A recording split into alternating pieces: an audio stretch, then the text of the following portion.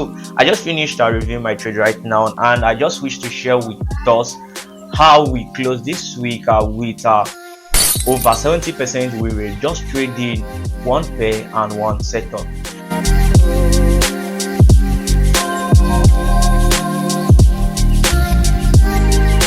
What's up with you guys? Your boy you Kings right here. You're welcome to another with an ICT Forex trader. My name is Kingsley. I trade ICT concepts and I upload my Forex educational knowledge on this YouTube channel. Please, if this is your first time of joining us on this YouTube channel, please do well to subscribe. Okay, it's free. So just subscribe. Also turn the notification bell so that you're notified anytime I upload on this YouTube channel.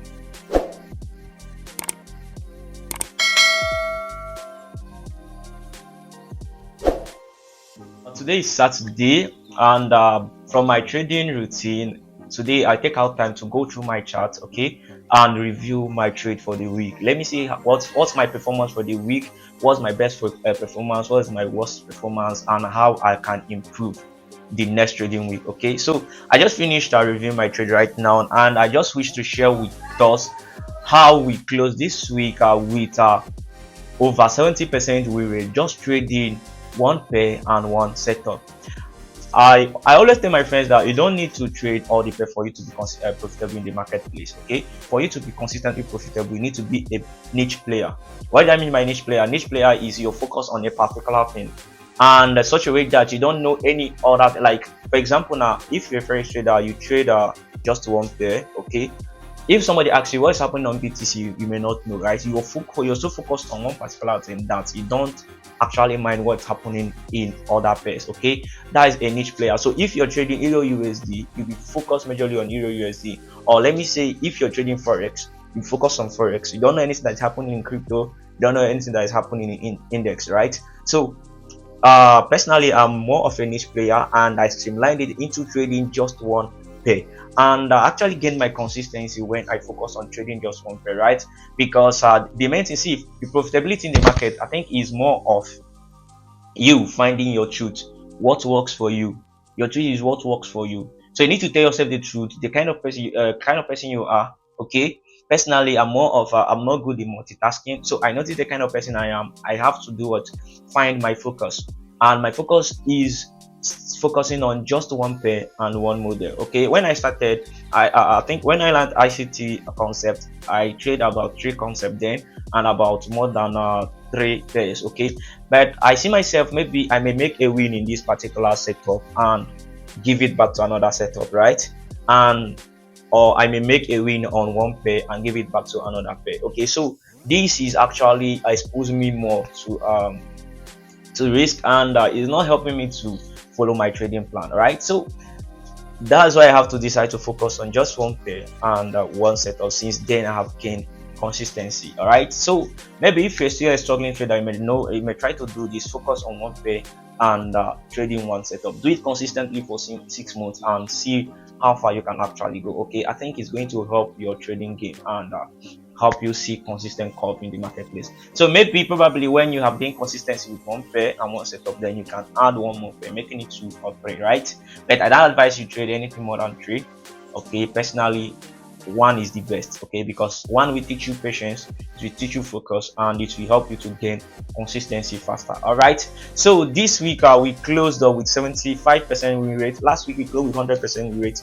All our setup was excellent, it delivered beautifully well. So this week we closed with 75% win rate. I took 4 trades and I had 3 wins and 1 loss. Okay, so I'll be taking you to the chart so that you see it. I just finished my review here. I've reviewed all my trade with my journal here. Okay, I just finished reviewing and checking my trades. Let's see what's my performance, what did I my normally we are still developing, we're always the student of the market, because you will still do some psychology mistakes despite we are still growing to perfection, right? But in as much as you grow, you need to become always consistently be a student of the market. All right, so that's why every week I try at my best to improve on my setup, to always improve it, my psychology and the rest, right? Like yesterday I was listening to podcasts to develop my psychology. Sometimes I will read psychology books. Today I review my trade and see how I can actually do the next trading week. Okay, so I'll be taking you guys to my chart so that you see my setup for the week and how it actually delivered. Okay, just trading one pair and one setup. Okay, you don't actually need all the pair to be profitable. Okay, so let's head to the chart. All right, guys, you're welcome back to the chat. Okay, so this is Monday. Before we proceed with the setups, I want to show you guys the direction bias. Okay, how we determine the direction bias from the daily time frame before we scale down to our lower time frame to trade in line with our direction bias. Okay, personally, I always follow my direction bias from the daily time frame, right, and trade in line with that. So anytime I don't see any setup that is in line with the direction bias, I'm not taking, right. So I'll be taking you to the daily time frame. This is the daily time frame, okay. And Monday started from this line. Okay, that was Monday. So on Monday I was bullish. Why I was bullish is because if you look at this place, remember price books majorly based on liquidity from internal liquidity to external liquidity. Externally, example of an external liquidity is a sell side liquidity, a low, that is a swing low taken. Once a swing low is taken, you'll be expecting price to retrace to the upside, right? You know how price books it's trade down, retrace, consider, okay, it doesn't move in a straight line. So how do you confirm that price wants to retrace, right? How I confirm that, I use a swing point. So if you look at here now, you see that last week Friday closed out with a swing point. Okay, you can see this 3 candle 1 2 3. The center candle low is lower than the low of the right and left candle. Okay, so on Monday I already know that price will be going to the upside. Then my target was to this FVG, this gap right here, and to this second gap right here. This was the second gap. Okay, so the first target was to this gap. The second target is this gap up here. Okay, but how I trade it, I don't just predict, right, and force my setup to the market. No, if anything the market shows, that's what I trade, right? If market is showing reversal, I will just change my direction bias. Okay, because flexibility is actually the key. Okay, you don't force your setup in the market every single time. So now what did I need to do? Monday I was bullish, expecting price to expand into this gap and possibly to this second gap, right? So that's how we were bearish on Monday. So on Tuesday now, I was expecting continuation to the upside for price to at least reach for this gap here. Why I was actually insisting that price may reach for that gap is because if you draw your fib level based on this range, you see that your fib level, that gap now is just at the premium level. You can see 50%, which is the equilibrium, and above it, right? So above the 50% level is the premium level. Okay, so at this point now, you're expecting price to decline further. Okay, most of the time that's what happens. But no, I'm not forcing my my direction bias in the market. We have two FVG, the first one and the second one, right? So now I anticipated price to maybe reach for this. So on Tuesday, instead of price reaching for here, what happened? It took the high of Monday and came back to take out the low of Monday and closed as a contraction candle. Contraction candle is candle with small body range. So it closed with a contraction candle. Okay, so seeing this now, it is called a flagship pattern. What form right now is a flagship pattern. Flagship pattern is just a two candle that is whose last candle covers the high and low of the first candle. Okay, it's made up of two candles.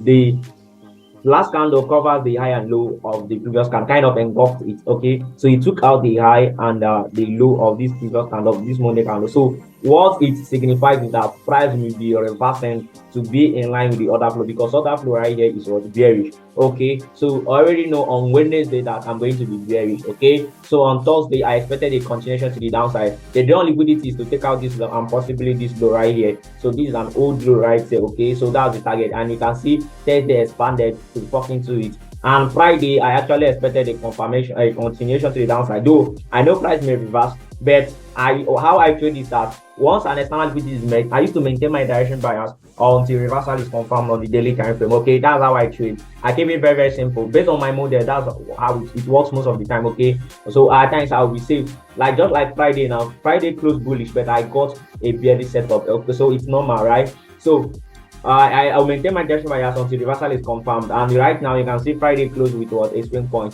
right? So that's how I was bullish on Monday, bullish on Tuesday, bearish on Wednesday, bearish on Thursday, and bearish on Friday. Now I'll be taking you to the chart so that you'll be seeing the setups in line with these directional bias. Okay, now this was Monday. So on Monday, based on my trading plan, I don't trade on Monday London Q zone. I don't trade on London Q zone. My trading week starts from the Monday New York Q zone. Okay, so now on London Q zone, I didn't look at charts, I didn't check any trade. I just did my pre-market analysis the previous day and waited till Monday. I didn't check on London Q zone, so I waited till New York Q zone. At New York Q zone now, my model is very simple. I wait for a swing, a stop port, that is a swing low to be taken. Okay, remember I was bullish on Monday, so I will be expecting a swing low to be taken in 15-minute time frame. Once that happened, I then scaled down to lower time frame and I saw a very clean entry in 3 minutes time frame right here. Right, my entry is very, very simple. You can see a quick shift in market after the stop port, a quick shift in market structure shift, creating taking out the high, and maybe once there is a gap right there, I will look out for the gap as the entry. My entry will be at the open of the gap, then my stop loss will be below, then I'll give a little buffer of 1 pick, okay, for maybe in case of manipulation. Okay, so that's how price delivered. Take it out, retracing into this gap and expanded to the upside, giving us over 1:4 IR. Okay, but what I just took here is just 1:3. That's enough, okay, because I always have a target. See, as a trader, it's actually very important that you have a target, right? Your target can either be based from your setup or from monetary target. Personally, my target is in two forms, either monetary target or setup target. My setup target is always based on the 15-minute levels. 15-minute level, it can be a swing high, right? Maybe if I'm bullish, I'll be targeting a swing high or an LVG, okay? But at times, price may deliver, my setup may have a more than 1:3R. That is where monetary target comes in place, okay? Once I have times 3 of my risk, I close my trade. Even if my setup have not delivered completely, okay, I'll just close my trade. That is monetary target met. But at times, if my levels target is met first, I will close the trade still, okay? So the main thing is I don't want to be greedy. Any target that is made first, what I want to be making is times 3 of my risk. Simple, okay? Even if it's the setup is 1:5, one is none of my business. My own is to take my own share and get out of the market. So this was Tuesday. On Tuesday, I said I was expecting a continuation to the upside on the daily time frame. So right here, we actually took a loss on Tuesday, right? So it's normal. It's normal, right? It's normal to take loss, okay? So you need to make peace with your loss. The main thing is just predetermine your risk, know how much you're risking, and even if you take an L, it's normal because you already have a profit running for the week, all right? So this now expected price to continue to the upside. This is the London Q zone on Tuesday. This low was taken. Once this low was taken, yes, there is a quick shift in market structure, creating a gap in 3 minutes. Then price returning to it. It gave us about 1:2R and reversed to hit stop loss. So it's normal. Then after taking this loss, I didn't bother trading again for that day. Okay, I just didn't bother trading again. I didn't check the chart. But price actually gave us a setup at New York zone. You can see stopwatch. This is the first setup where this one ended in stopwatch. Sorry, it ended in break even. Okay, normally I break even at 1:2. So you deliver 1:2 point something. I would have the breaking even, but I didn't check the trade. And we have another trade right here. You can see this mark here. In 1 minute, we have another clean entry right here, and it delivered more than. But I didn't take it. I didn't trade again because I already took a loss. Though I'm meant to be taking 2 losses per day, but that day I don't feel like trading again, so I have to let that day go without me. Okay, after this first L. All right, so that's how I took loss on Tuesday, and it's fine, right? It's fine. So on Wednesday, we are bearish on the daily time frame. You can see it right there. Okay, so at London Q zone, price our Q zone opened, okay, which is the London Q zone open. So price dropped to the downside, went up, dropped again, went up, take out a high. This high is a 15-minute high, okay? Remember, my stopwatch is always from 15 minutes, okay? If they stop, if there is no significant high or low taken in 15 minutes, I'm not looking for entry in the lower time frame, okay? So that's why this stopwatch is always in 15 minutes, right? So once this high taken, I step down to my lower time frame, okay? So this setup was in 5 minutes, okay? It was in 5 minutes, right? It's very, very clear. And there is a gap in 5 minutes right here. So after stopwatch, I looked for my entry in 1 minute, no entry. So though there is an entry in 1 minute, but I didn't take it. There is one entry in 1 minute that day, but I didn't take it. So with this setup now, you see why I always target 1:3. All right, though it delivered more, but the news helped it. That is, the news helped it to deliver more. You can see to the downside, giving us more than 1:5R. Okay, but my target is 1:3, and I'm already out of the market. So that is how we close Wednesday again with another win, okay, making it the second win for the week and 1 loss, okay, risking 1% now. That means we are at 5%, okay, at 5%. That is 3 times 3 times 2 6 minus 1, that is 5% up, risking 1%, right? And that is actually enough on $100,000 account. 5% is about $5,000, is it not?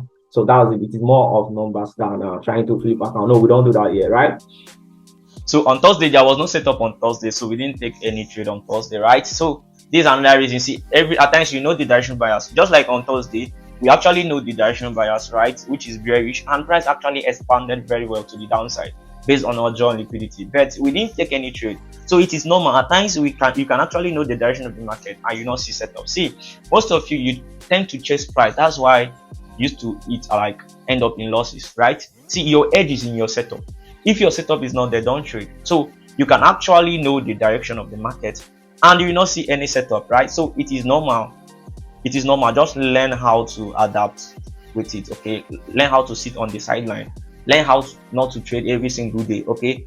On Friday, London Q zone, as you all know, I said I always trade on London Q zone, okay, on Friday, but I don't trade at New York Q zone. So my trading day start from Monday New York Q zone to Friday London Q zone. Okay, so I don't trade London Q zone Monday and New York Q zone Friday. Okay, so that's how I do. So that's how I trade. Okay, based on my trading plan, right? So it's very simple. Okay, so now looking at price, this setup actually happened in 2 minutes. Okay, the one that happened in 3 minutes, I didn't trust it because it has 3 swing high, and before this gap, so I didn't trust it. So I went 2 minutes. 2 minutes is not in this trading view. This is I'm not using a premium trading view, right? Because I already have 2 minutes in what's it called? I already have 2 minutes in my MT5. So whenever I want to check 2 minute time frame, I will just check my MT5, right? So that's how I do it. That's how I do it. So now there is no I just saw the entry from my 2 minutes time frame, so I mark the level from here. Okay, so I expected price to tap into it. Now I give buffer. So this is the reason why I give buffer. See, all these things come from experience. Okay, all these things come from experience. I backtest over time. I see that okay, this is how my setup performs, right? That means for you to actually have confidence in your setup, you need to backtest more, for test more, study, review your setups, know how it actually delivers over time. Okay, and make the most out of. So that's how I backtest. I say okay, I'll be adding more buffer because at times you see a manipulation sweep you out and price will go in your direction. So I used to add extra 1 pip buffer from my stop loss, and you can see just 0.4 pips away it would have taken me out, but it didn't. Then it delivered, giving us over 1:3 RR, and that is how we closed up with 75% win rate for the week. That is 3 wins with 1 loss. Just trading 1 pair, just trading 1 setup. You see, you don't need to trade many setup for you to be profitable, right? Less is more. So just keeping it simple, and that's how we do it, guys. So that's it. Bye for now.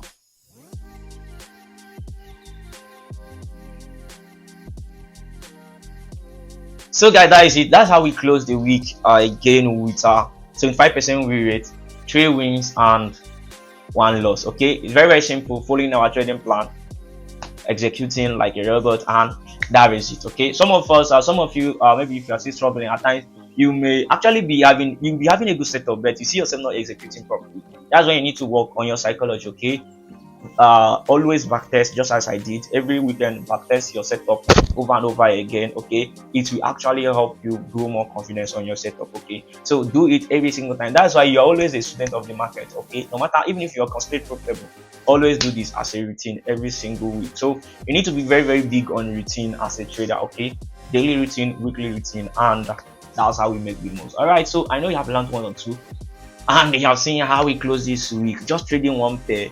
And also, let me leave you with this. See, you don't need to trade all the pairs for you to be profitable. Just sticking to 1 pair, 1 setup can actually keep you ahead. Do it consistently for 6 months and see the outcome. So I wish you all good luck, and bye for now.